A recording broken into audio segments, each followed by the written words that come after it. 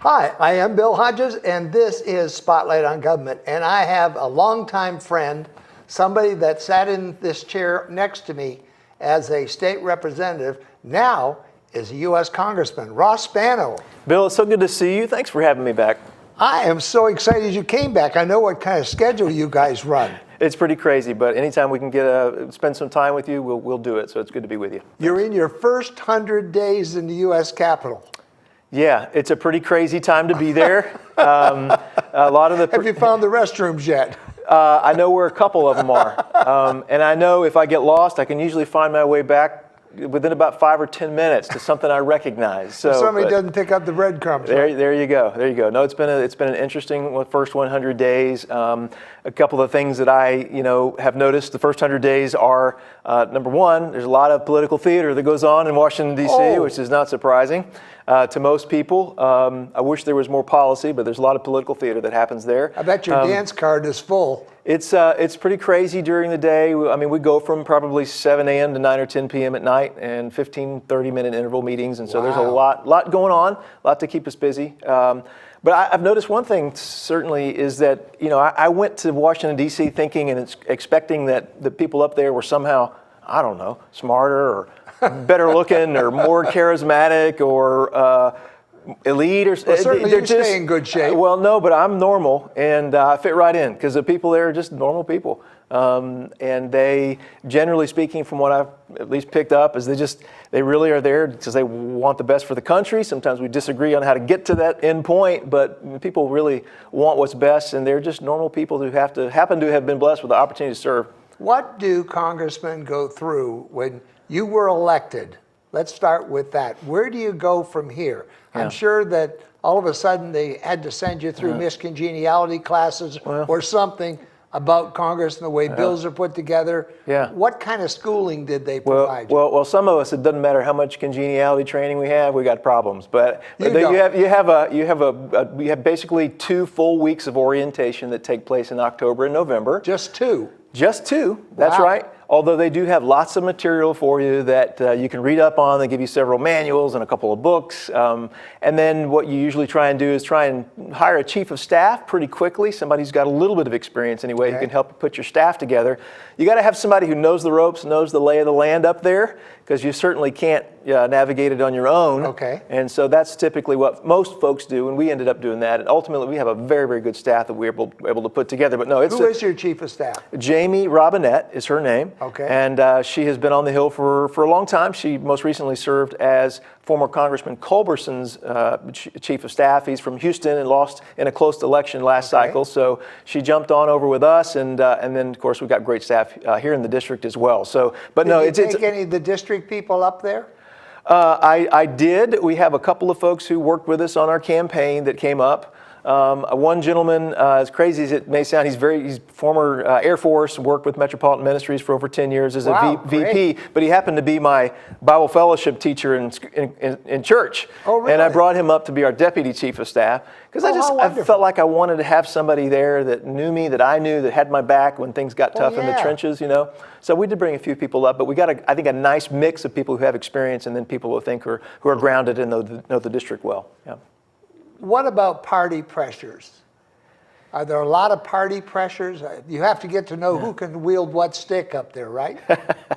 There is a certain amount of that, probably more than we would all want to be involved.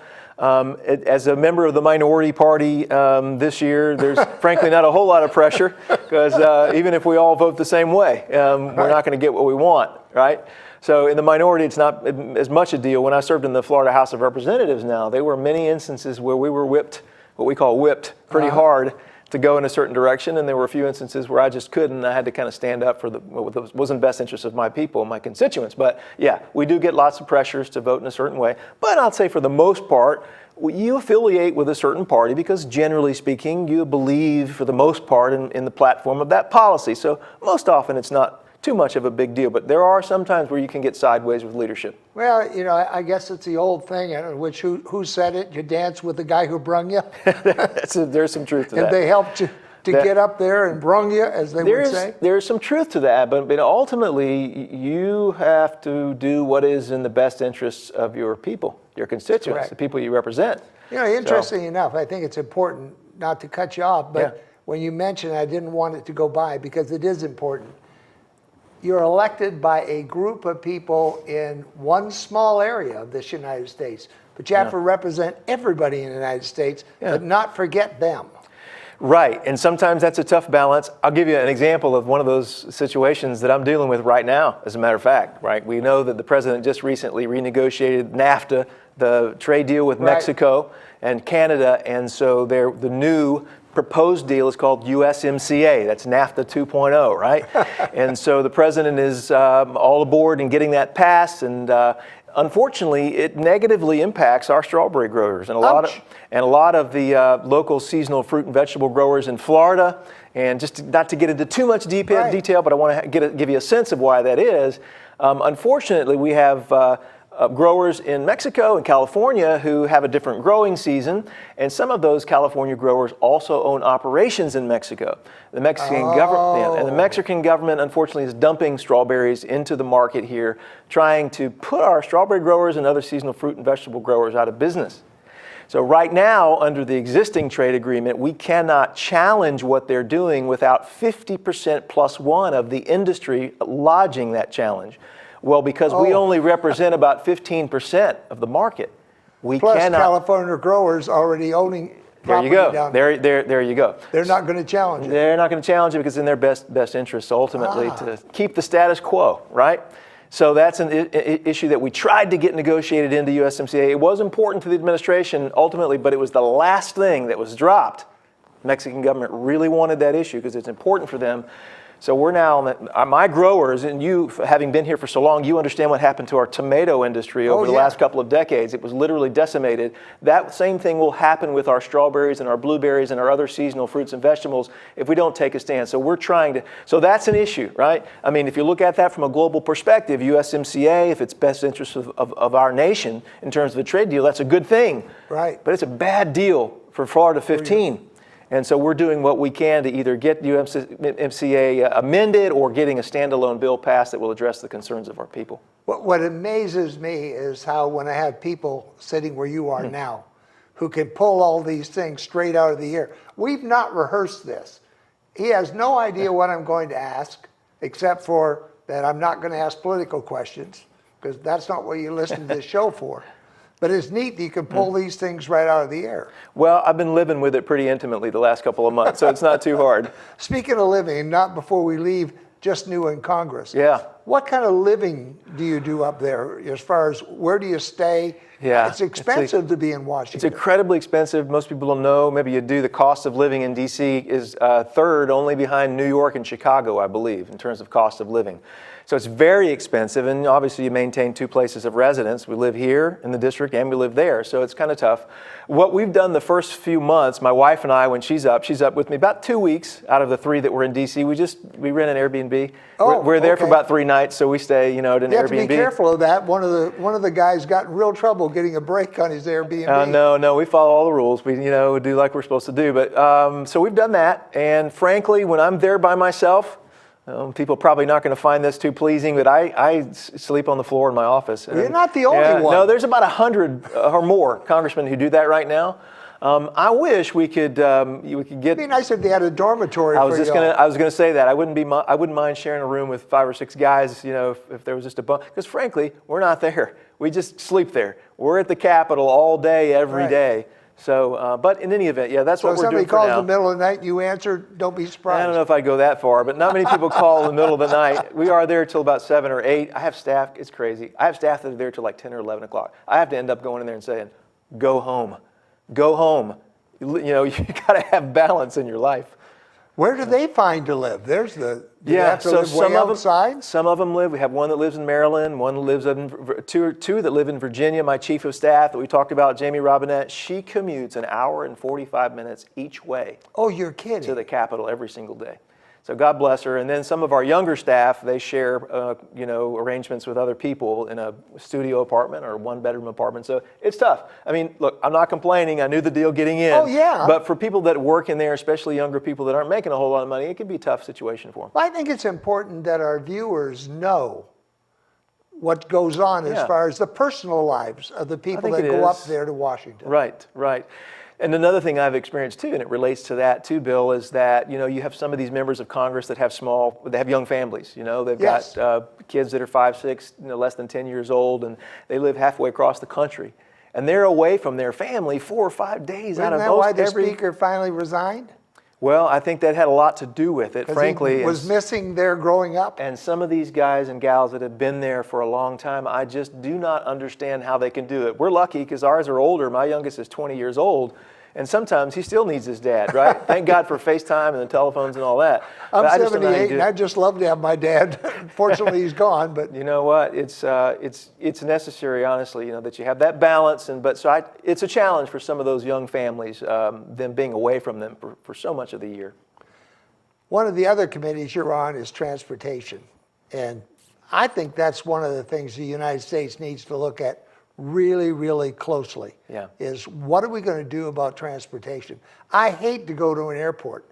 I remember a time when going to an airport was fun. And I'm going to Scotland here shortly, and I'm going to have to be on the long flights over there and back, and my knees just don't make it between the seats.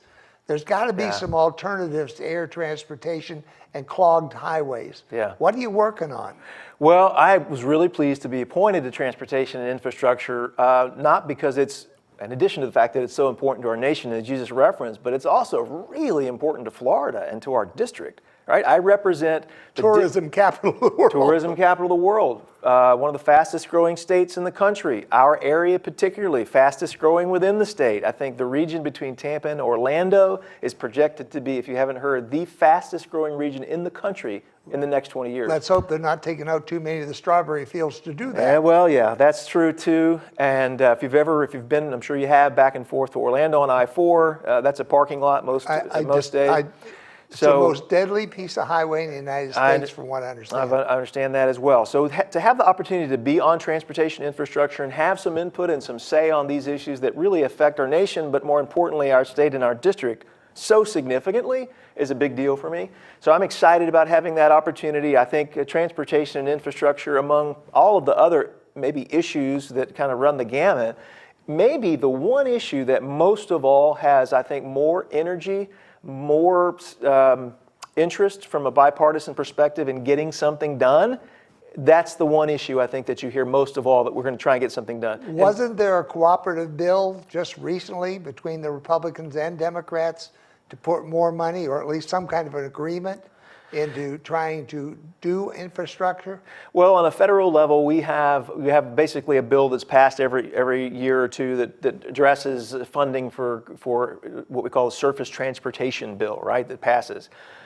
We do have a significant problem potentially in 2020 in that our long-term funding source for transportation nationwide ends. The legislation that provides the source of that long-term funding ends in 2020, right? Really? That's right. So not somebody only has to come together. we're going to have to do put it something. back. The challenge is that I don't think that's going to happen in a presidential year, right? So the hope is it happens this year. Where the rubber meets the road is how do we fund it, right? And there are differences between the parties on how to fund that, but I think we should be able to put our heads together, like you mentioned earlier, or maybe it was before we started, and do something really that's in the best interest of the American people as a whole. We have an obligation to do that. That's what our people expect us to do, and that's what I'm there for. You know, one of the things I was interested in is ground transportation using automobiles. I don't know, and maybe you do, when the last time the gasoline tax, federal tax, was raised. But it seems to me it was a long time ago. Yeah. And the other thing I look at is, I remember years ago, getting 12, 13 miles to a gallon on my car. Today, I get 31 to 34 on my car. But I'm still paying the same amount of tax on my gasoline. Correct. Some people are driving electric cars, are not paying any gasoline tax. Yep. And how do we justify oil companies raising their prices by 50, 75, 80 cents, whenever they want, without the Fed stepping in and saying, look, we need to have more money to fix our roads? Yeah. Well, that's a great.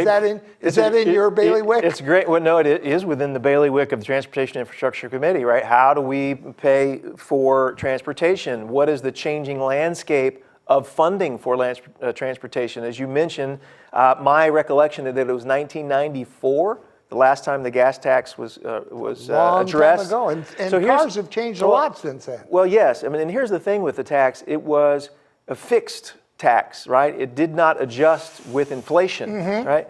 So the buying power that you had with that amount that you taxed in 1994 is much, much less than it was. Look, I'm a conservative. I'm no fan of taxes, right? I'm not either, but I also understand that if you don't fix it, it falls apart. Well, it seems to me that it would be wise, whatever the answer is, the solution, that it at least be adjusted for inflation, right? So the buying power of what we're raising in revenue is consistent over a long-term period of time. You also mentioned the fact that the landscape of transportation is changing and that we have electric cars, we have natural gas vehicles now that in many cases are being subsidized by the government. And pay no road tax at all. Pay no road tax at all. And so, yeah, the transportation and infrastructure package that we are putting together right now has got to address the concerns of all of those types of issues. The changing landscape of transportation as a whole, how do we account for the various ways that people are moving around now, and then from a funding and revenue standpoint, how do we fairly spread and allocate the burden amongst all of those types of transportation so that we're, number one, is fair, as I said, and equitable to everybody, but also funds the needs that we have as a nation. One of the things I've been reading about going on to trains is there's a train proposal that'll go through your district, right? That's right. If you haven't heard about it, it's a company called Brightline. There's already a leg from Miami, I believe it's to West Palm Beach, that's been completed. They're currently under construction on the leg from West Palm to Orlando, and the next phase of that is from Orlando to Tampa. So I'm excited about that. If I wanted to go to Orlando or Tampa, or excuse me, down to Miami, instead of getting a car and driving 4 hours, I could go up to the station, get on, and go on down there and sit. There you go. And I think that's one of the ways I think that we can alleviate some of the congestion. The thing that I'm most excited, frankly, about Brightline, it is a private company that's doing this. And what's exciting to me is, okay, we know private companies don't go into business to lose money, right? And they've been effective in what they've done around the country in this regard. And so I'm excited that they've figured out a way from an operational standpoint to make rail work. That's exciting. In some places around the country, it's been a challenge to make rail work. It's unfortunately had to be subsidized in too many cases by government. But we subsidize automobiles and airports. You're right. We subsidize lots of different things. I'm not a fan of that either. But we do. Yeah, we do. Making them compete on a level playing field against the airports and the roads is a tough go for them. It is. If they can do it, so much better. Sure, but I am excited about the fact that it is privately funded, and I look forward to seeing that be successful and relieve some of the congestion. We talked a little bit about this, and I'll just bring it up before we started today, about the changing nature of transportation, the rapid changes in technology that affect this space, right? So what we do from policymaker standpoint is we try and project 30, 40, 50 years down the road, what the needs are going to be, how do we pay for those needs? From a regulatory perspective, how do we govern those different types of transportation? How do we do that when we don't even know what's going to exist in 50 years? Have you had a chance to ride the maglev train? I have not. Phyllis and I rode that, and I have to tell you, we were going 300 plus kilometers per hour, and there wasn't even you didn't even know you were moving. Wow. Even the speed up and the slow back down, it was beautiful. That's amazing. That's amazing. And so there are some technologies that I think we need to look at before we get by. Yeah. Is there a company in the United States right now that could build a train?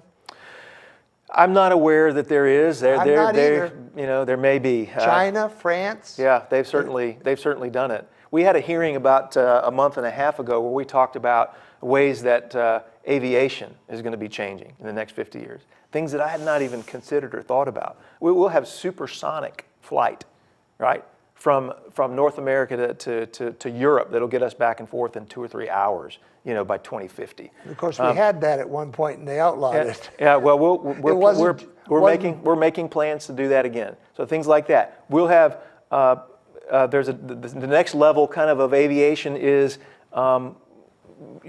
shared ride aviation, like Uber. And Uber has a section within their company that has already begun implementing the next step in Uber, which is aviation. Really? Yes, there is. And then there's the third level, which are drones, right? Now think about this from a governmental perspective.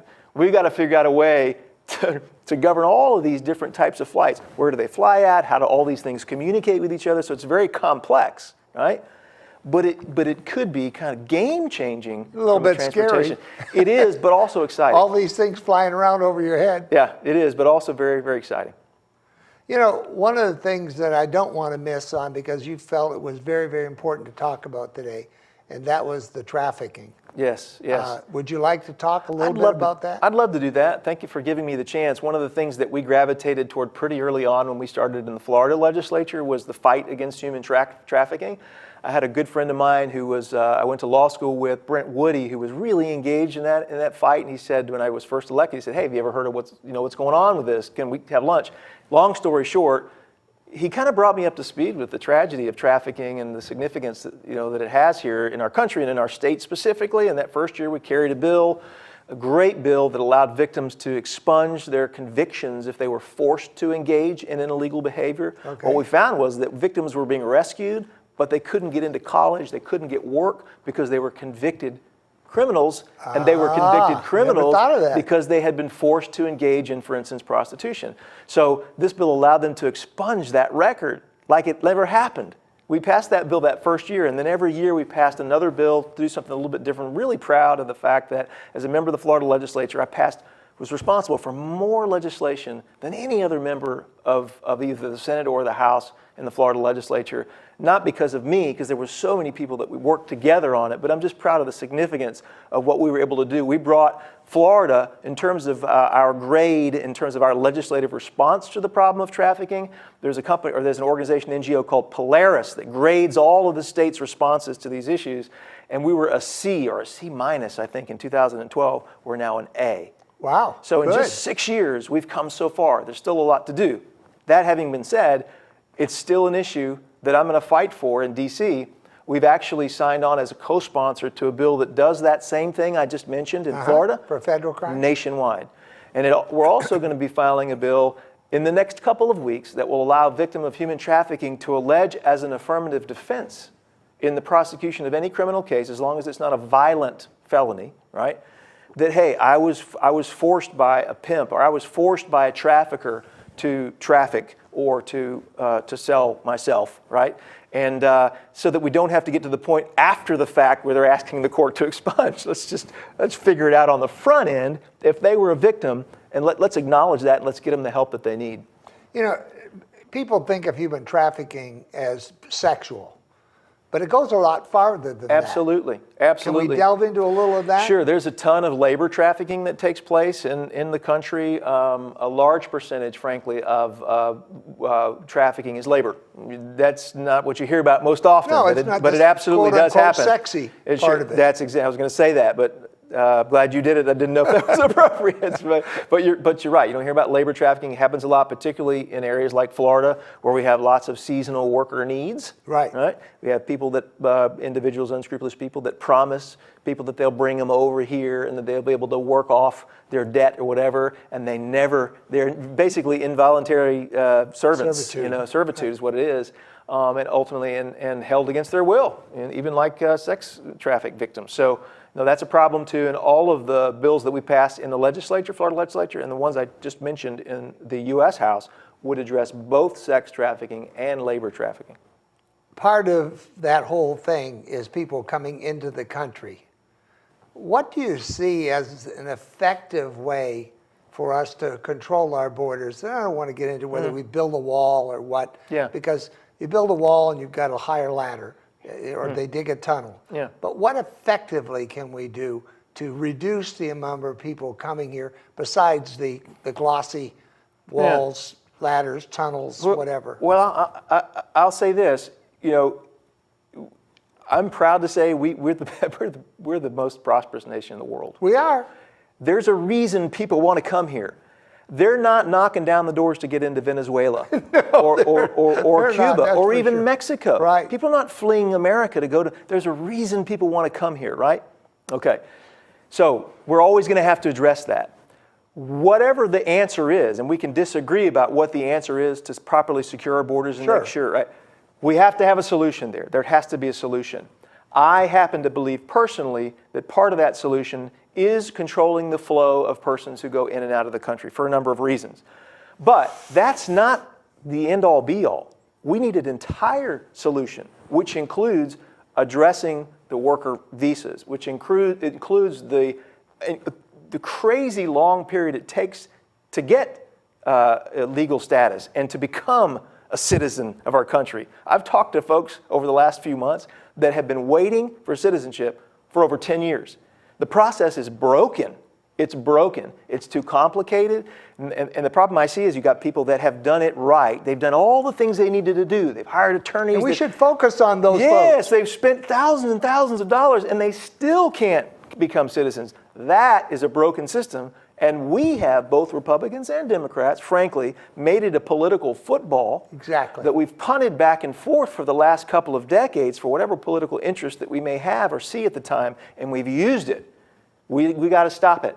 We've got to come up with a solution, a comprehensive, holistic solution to the entire issue. Boy, I wish that you were on national television saying that, because it really needs to be done, folks. Drop the D, drop the R, look at what's happening and see if we can get something going that actually takes our borders and gives them fundamental safety, reasonable, and Congress, really, you guys are in the ball. Yeah. I've got 1 minute left. Is there anything you'd like to share in that 1 minute? Well, I'd like to say to my constituents specifically, but more broadly to other residents out there, if you live in someone else's district, you should feel free to contact your congressman. And we get people that communicate with us all the time, but during the campaign, we were knocking on doors, talking to people. I had so many people that told me, I've resigned from the political process because no one cares anymore. It doesn't matter who I vote for. It's all the same. And they've checked out. We can't allow that to happen.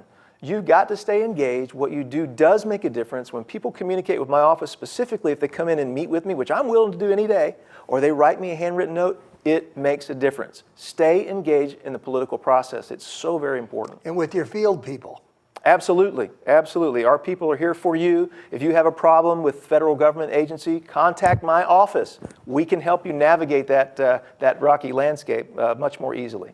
Congressman Ross Spano. Thank you, sir. Thank you so much for being on the program. It's a pleasure. Really enjoyed it. And I really want to invite you back. Whenever you've got something you want to share, I will make room for you. Is that fair enough? That's wonderful, Bill. I appreciate it. Good to be with you. I'm Bill Hodges. This is Spotlight on Government. You're unique, you're special, and you're great. Tell yourself so often because you are, and we'll see you on the next Spotlight on Government. And again, Ross, thanks for being with us. Thank you, sir. Good to be with you.